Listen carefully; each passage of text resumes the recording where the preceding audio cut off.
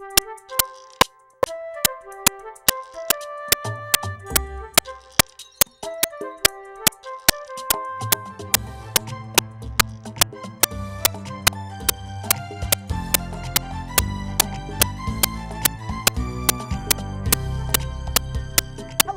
and welcome to Think About It. I'm Sylvia Henderson, your host, and I invite you to tune in, take what you see and hear, and, well, think about it.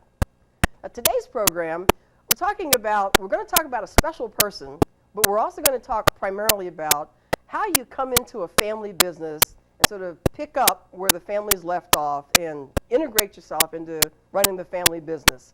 I've got a personal interest in this too, because that almost happened to me. So my guest today is Tracey Jones, and let me tell you a little bit about Tracey.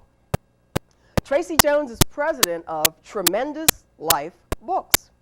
Her father, the late Charlie Tremendous Jones, and if any of you read self-help books or follow a lot of motivational programs, you may have heard of Charlie Tremendous Jones. Well, he started executive books to change the world one book at a time. Now, Tracey's strong leadership background enabled her to continue her dad's legacy by leading the company he started. Tracey was born and raised in Mechanicsburg, Pennsylvania. Anxious to see the world after high school, she earned an associate's degree from the New Mexico Military Institute in Roswell, New Mexico. Now, I'm a sci-fi fan, so that struck a nerve with me there, a chord with me. Anyway, and she earned an appointment to the Air Force Academy in Colorado Springs, Colorado. She earned a degree there and a commission as an Air Force aircraft maintenance officer, say that fast, at Shaw Air Force Base in South Carolina.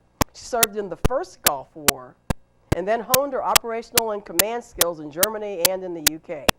After 12 years as a commissioned officer, Tracey left the Air Force in 2000 and between Austin, Texas and St. Louis, Missouri, worked as a project manager in diverse technology and government industries. I cut that down.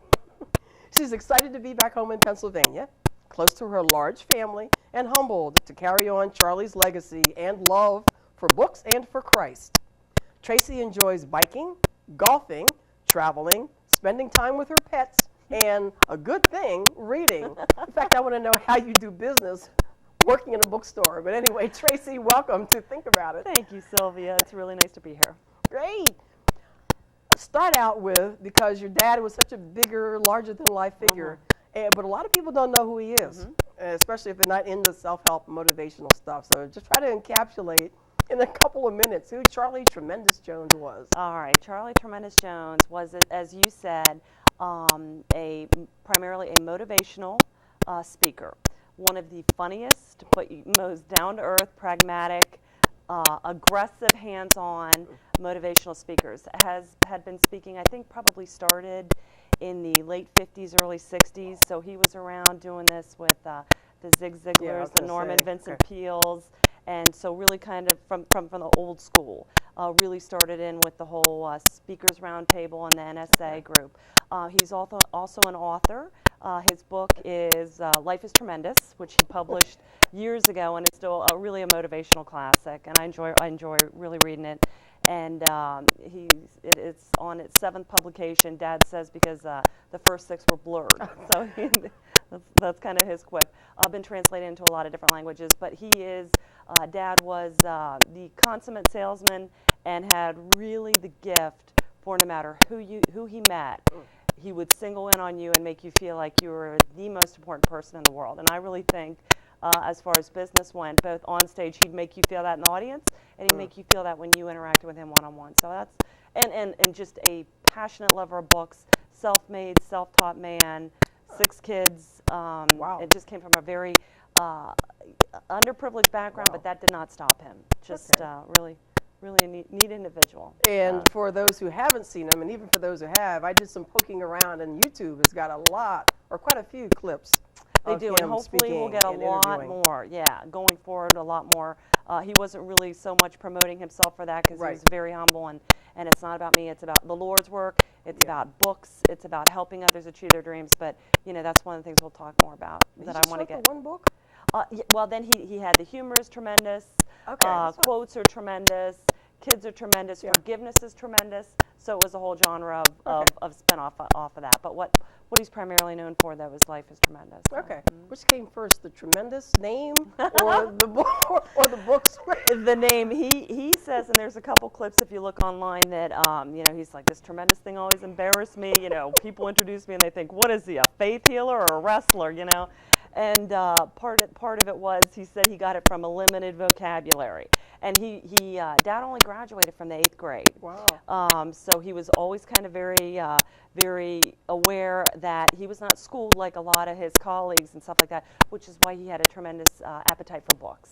Because even if you haven't learned it, you can learn it through reading and through books. Okay. And so he would say that the tremendous nickname came out of a limited vocabulary. Somebody would say, I got a new job, and he'd say tremendous. My wife had another baby, tremendous. Funny. My mother-in-law died, tremendous. So that was kind of, so he would tell people, be careful the word you use over and over again, because you might get the nickname that, you might not want to have. So. Now that's actually a good segue into, now with a background like his, how did he come to create a business of executive books? Through loss. And this is he had been in the insurance industry through Mutual New York for, I want to say maybe 10, 11, 12 years, and was very, very successful as that, rose to the top ranks of that, and he had ventured off with a partner to start another business. That completely fell apart, did not work out at all. So here he was with 4 kids, another one on the way with me, That's motivation. and needing to go into something else. And he felt like because he had left the industry, he needed to strike out on his own. So he started he started Life Management Services, which really was the speaking arm of what he did. And Dad would volunteer for free to give speeches at churches, youth groups, business meetings. People say, I want to be a motivational speaker. Well, just go out and start volunteering your time and practice. People don't automatically going to write you a check and say, Sylvia, come talk to us. So I've noticed that. He really, none of us. He really just went out there and said, look, I've learned some things in the insurance business. I've built a business. I've run people. I know what it takes to work with people. I know about great success. I know about great heartache. Let me start sharing with you. And then the book portion was because books was such a valuable asset, because as you and I know, we can read brilliant things, repeat them, and people go, that's brilliant. Books are just such a tremendous source of wisdom. And so Executive Books, he was downtown Harrisburg, and he named it Executive Books because primarily who he sold to were the business people downtown. But of course, we carry all kinds of books, not just for executives. But that's kind of how it started. So the public speaking fed, the getting out and meeting people and sharing his experiences. But he always drew it back to the books, and would always try and recommend to people books and give people great discounts on books so they could, I may not remember what you said, but I can give you a book with a business card or a pamphlet, and you may forget me and not remember a thing I said, but sometime down the road you may pick up that book and get something great out of it and remember. So that's kind of big book pusher, bookaholic, you'd say. Okay. And I know I have a couple of his quotations books. I know I hear a lot of people use quotations that he either said or found. Is there a favorite that you can think of that? Okay. Well, I would say his favorite, and he won't take credit for it. He says Will Rogers or somebody, all these things get passed on through the generations. But his main thing was, you will be the same person that you are today 5 years from now, except for 2 things: the people that you meet and the books you read. And that really is quite powerful, not just in business, but in relationships, in your family, in your personal life, in your financial life. So if there's things that you look at yourself and go, I'm not where I thought I'd be, or I'm not where I want to be, or I'm not where I ought to be, there's 2 things where really you need to get out and you need to start, looking at the people you're surrounding yourself with, look at who you're associating with, and if you're not reading anything, really, how are you learning? I've heard people say, if you're not out there reading, we got e-Kindle books, we got all kinds of different things, but if you're not taking in new information, you might as well be illiterate, because you're not using your ability to really go out and to continue the learning process. So